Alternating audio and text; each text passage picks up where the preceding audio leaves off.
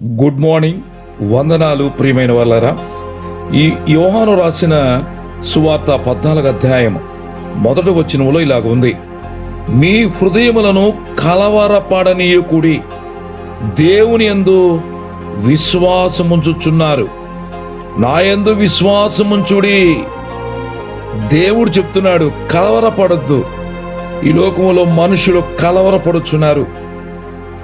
మరి బిడ్డల విషయం కలవరపడుచున్నారు, కుటుంబ విషయం కలవరపడుచున్నారు, ఉద్యోగ విషయం కలవరపడుచున్నారు.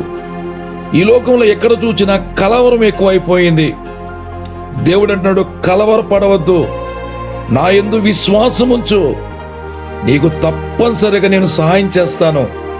నీ విశ్వాసమే నిన్ను స్వస్థపరుస్తుంది, నీకు దీవెన కలుగు చేస్తుంది. ప్రభు వైపు చూడు, కలవరపడవద్దు, విశ్వసించు ప్రభు యందు.